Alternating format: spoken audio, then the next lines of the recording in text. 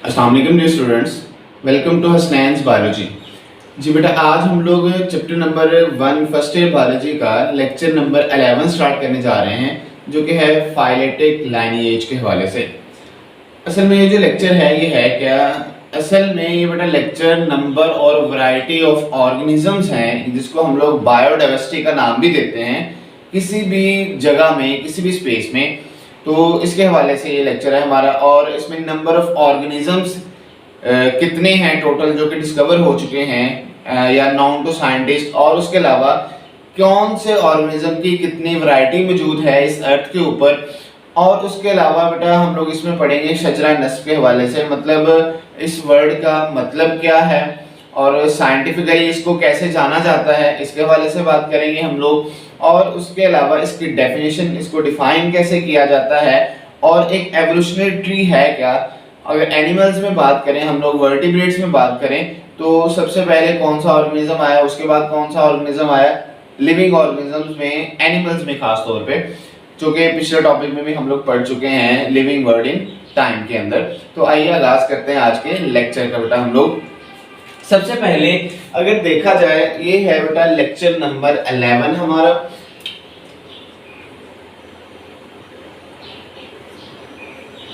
Lecture number 11 है ये हमारा।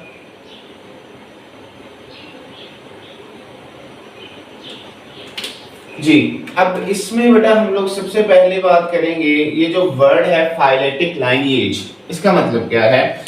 फाइलेटिक लाइनेज अगर मीनिंग बेटा इसका देखा जाए, मीन इसका क्या है,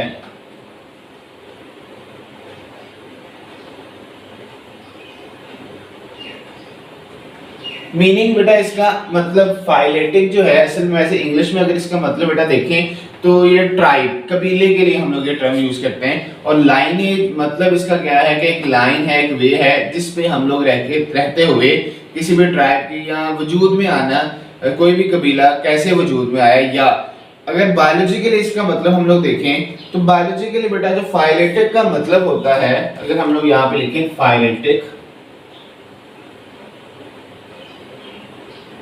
फाइलेटिक, फाइलेटिक का मतलब क्या है। फाइलेटिक का मतलब बेटा होता है एवोल्यूशन। बायोलॉजिकली अगर इसका टर्म का मतलब देखें हम लोग, तो क्या इसका मतलब होगा एवोल्यूशन। अब एवोल्यूशन क्या है, वक्त के गुजरने के साथ साथ एटमॉस्फेयर के अंदर चेंजेस आना, और उन चेंजेस की वजह से नए ऑर्गेनिजम्स वजूद में आना, इसको हम लोग बेटा कहते हैं एवोल्यूशन का नाम देते हैं। और किसी भी एवोल्यूशन की वजह से नए जो ऑर्गेनिजम्स वजूद में आ रहे हैं, लाइफ का ट्री जो है वो वजूद में आ रहा है, इसको क्या कहा जाता है, फाइलेटिक लाइनेज का नाम हम लोग देते हैं। या आम तौर पे इसको जो नेम दिया जाता है बेटा वो क्या है, शजरा नस्ब हम लोग कहते हैं।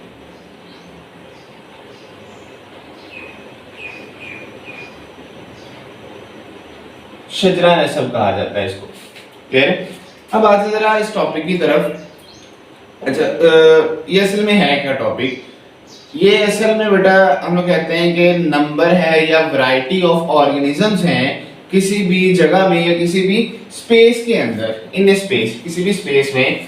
इसको हम लोग क्या कहते हैं, ये असल में है क्या बेटा, नंबर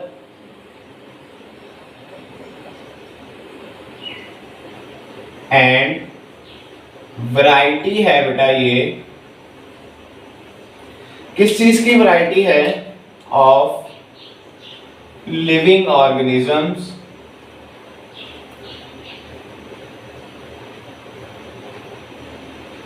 इन ए स्पेस।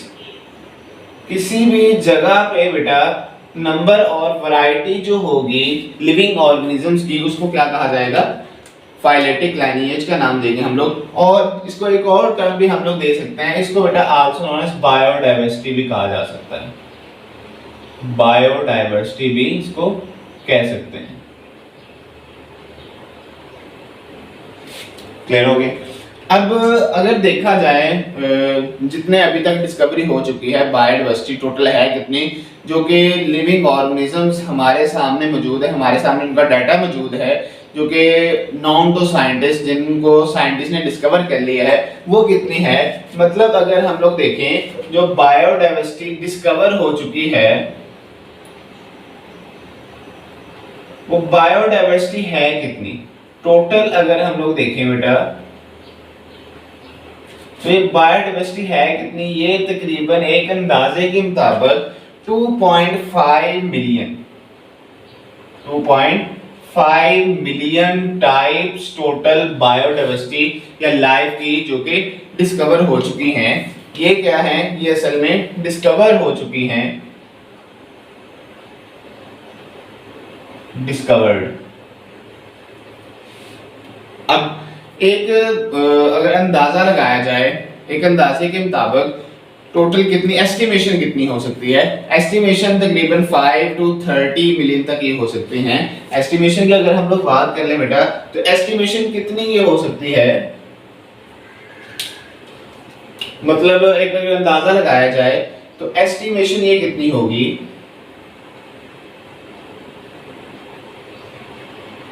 एक एस्टिमेशन के मुताबिक बेटा ये तकरीबन हो सकती है 5 to 30 मिलियन तक, 5 to 30 मिलियन तक क्या हो सकती है, ये वैरायटी जा सकती है। अब आ जाओ जरा बायोडाइवर्सिटी की तरफ कि टोटल हैं कितने ऑर्गेनिजम्स हैं कितने, उनकी अगर हम लोग बात करें बेटा तो उसमें एक हम लोग डायग्राम ड्रा करें, डायग्राम की फॉर्म में लिखने वैसे लिखना वैसे लिख सकते हैं आप लोग। एक अगर हम लोग सर्कल बना लें,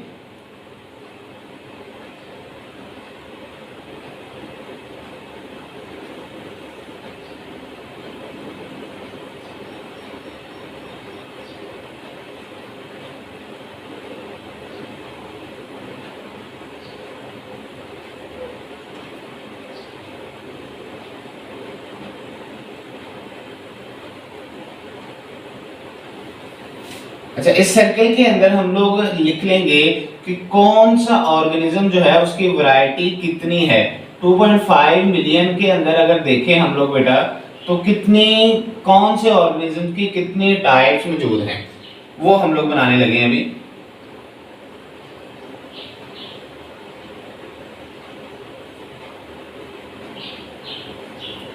जी बेटा अब इसमें अगर हम लोग देखें सबसे ज्यादा अगर टाइप्स देखी जाए टोटल जो लिविंग ऑर्गेनिजम्स हैं उनमें सबसे ज्यादा बेटा इंसेक्ट्स आ जाते हैं, जिनकी जो परसेंटेज है 2.5 मिलियन में वो तकरीबन 53.1% जो है वो क्या पाए जाते हैं, वो है इंसेक्ट्स बेटा। तो 53.1% जो हैं वो बेटा क्या होंगे, उसमें हम लोग बात कर लेंगे वो इंसेक्ट्स होंगे। तो इनकी जो तादाद ये हम लोग लिख लेंगे इसमें 53.1% क्या है बेटा, इसमें इंसेक्ट्स हैं।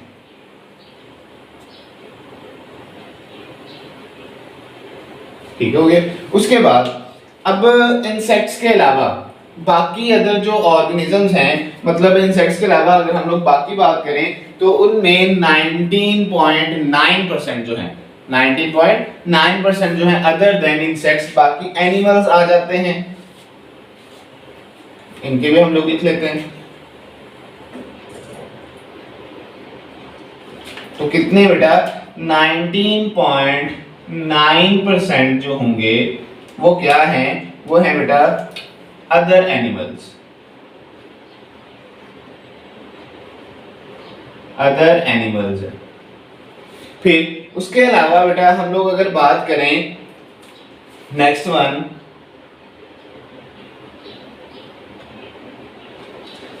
बेटा तकरीबन अगर 17.6% जो होंगे 17.6% जो होंगे ये क्या बेटा आ जाएंगे, इनको हम लोग कहेंगे वेस्कुलर प्लांट्स आएंगे,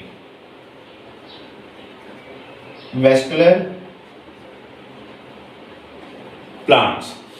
उसके अलावा नेक्स्ट वन जो बाकी है बेटा अगर हम लोग बात करें 9.4% जो है बाकी जो बच जाते हैं उनके अंदर अगर हम लोग बात करें तो वो तकरीबन हम लोग कहते हैं कि उसमें फंजाई आ जाते हैं, उसमें प्रोकैरियोट्स आ जाते हैं, उसमें प्रोकैरियोट्स के अलावा फंजाई के अलावा बेटा प्रोटोजोन्स आ जाते हैं जिसमें अमीबा पैरामीशियम वगैरह है, animal like protist plant like protist आ जाते हैं और फंजाई लाइक प्रोटिस्ट आ जाते हैं। बाकी सारे के सारे वो किसमें आ जाते हैं, वो इसमें आ जाते हैं। इनकी जो तादाद है तकरीबन 9.4% है। इस 9.4% में क्या क्या चीजें आ जाती हैं, इसमें फंजाई बेटा, फंजाई के अलावा प्रोटिस्ट और प्रोकैरियोट्स।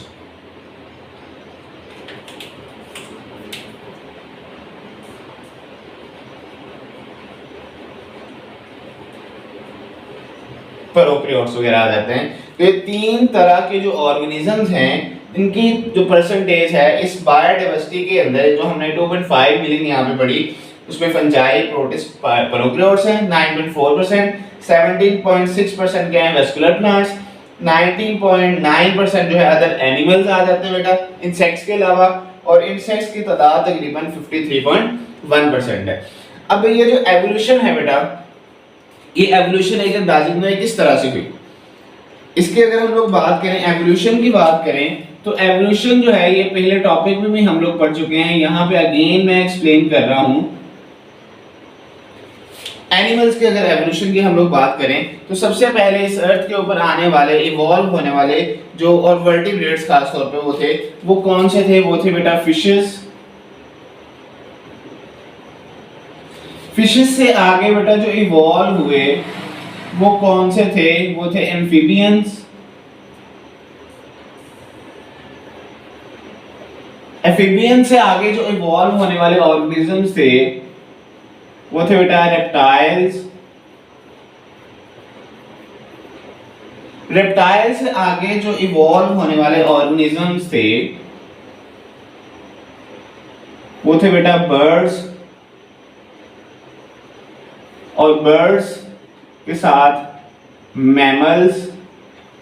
इनकी जो एवोल्यूशन थी वो साइड बाय साइड थी, मतलब इकट्ठे हुई थी, और मैमल से फिर आगे ह्यूमन जो थे उसी में वजूद में आए। ठीक हो गया।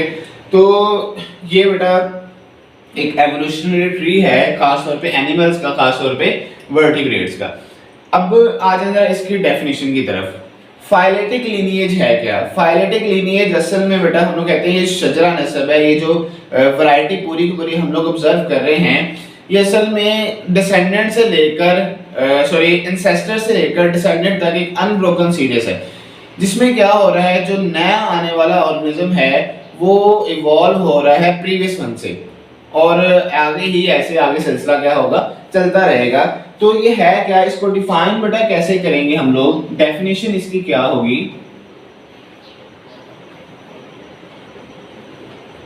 डिफाइन इसको कैसे किया जाता है? It is an unbroken series of species हैं, it is an unbroken series of species, जो कि अरेंज कैसे बेटा, अरेंज फ्रॉम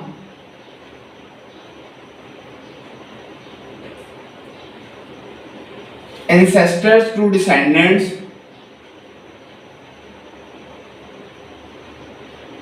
to, कहां से रेंज है, एंसेस्टर से शुरू हो रही है बेटा और डिसेंडेंट तक जा रही है, डिसेंडेंट्स। ठीक है। और इसमें अरेंजमेंट ये है क्या असल में, जिसमें बेटा हम लोग बात करते हैं कि सीक्वेंस जो है विद एच लेटर स्पीशीज। अब इसमें सीक्वेंस क्या होगा, डिसेंडेंट्स सीक्वेंस है विद ईच लेटर स्पीशीज, जो बाद में आने वाली स्पीशी होगी, with each letter species,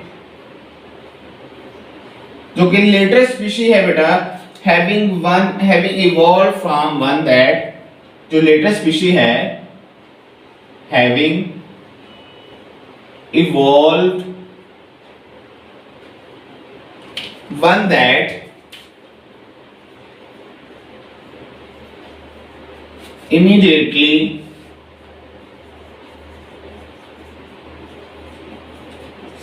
preceded it।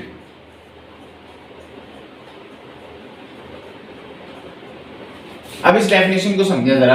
अब इसमें होता क्या है बेटा कि अनब्रोकन सीरीज है, टूटती नहीं है। मतलब अगर हम लोग देखें एक इंसेस्टर्स हैं, इंसेस्टर से आगे ये जो लड़ी चलती जा रही है ये डिसेंडेंट्स तक जा रही है, और अब ये जो डिसेंडेंट्स है जाहिर बात है किन से इवॉल्व हुए हैं, ये इवॉल्व बेटा हुए हैं इंसेस्टर से, इवॉल्व फ्रॉम इंसेस्टर, जो कि ये बाद में आने वाले लेटर वन है और ये प्रीवियस वन है। तो इस डेफिनेशन को समझने के लिए आप लोगों ने मतलब ये क्या है, डिसेंडेंट्स जो हैं ये लेटर हैं, लेटर वन है, और ये क्या होंगे, इनको कहा जाता है प्रीवियस वन। ठीक हो गया। अब अगर बेटा हमें इस जितनी भी लाइफ है इस अर्थ के ऊपर जो एवोल्यूशन हुई है अगर उसका पूरा डाटा मिल जाए तो हम लोग जो हर एक फाइलेटिक है, फाइलोजेनी है, उसको हम लोग कंप्लीट जो लाइफ का ट्री है वो बना सकते हैं। लेकिन बदकिस्मती से कुछ सॉफ्ट बॉडीड एनिमल्स ऐसे भी हैं जिनका डाटा, जिनके फॉसिल्स हमें नहीं मिले, क्योंकि लास्ट टॉपिक के अंदर हम लोगों ने पढ़ा था कि जो सारा हिस्ट्री है लाइफ की, एवोल्यूशन है लाइफ की, उसको स्टडी कैसे करते हैं हम लोग, फॉसिल्स के जरिए स्टडी किया जाता है। लेकिन बदकिस्मती से बहुत सारे ऐसे एनिमल जो कि सॉफ्ट बॉडीड थे उनके फॉसिल रिकॉर्ड हमें नहीं मिल सका, जिसकी वजह से ये जो एवोल्यूशनरी ट्री है या शजरा नस्ब जो है या फाइलेटिक लाइनेज जो है ये क्या है, इनकम्प्लीट है, इसको कंप्लीट नहीं किया जा सकता। तो अगर हम लोग कहते हैं कि इफ वी हैड, लास्ट पे एक लाइन लिख के खत्म करेंगे हम लोग, if we had complete record of evolution on earth, अगर हमें कंप्लीट रिकॉर्ड मिल जाए एवोल्यूशन ऑफ अर्थ का, तो देन किसकी फॉर्मेशन हम लोग बेटा कर सकते हैं, एवोल्यूशनरी ट्री की, कंप्लीट एवोल्यूशनरी ट्री कर सकते हैं हम लोग, एवोल्यूशनरी ट्री देन क्या होगा, कंप्लीट होगा। लेकिन बदकिस्मती से हमें कुछ ऐसे सॉफ्ट बॉडीड एनिमल्स हैं उनके फॉसिल्स नहीं मिल सके, बट we cannot have या we don't have the fossils of soft bodied animals, we don't have fossils of soft bodied animals।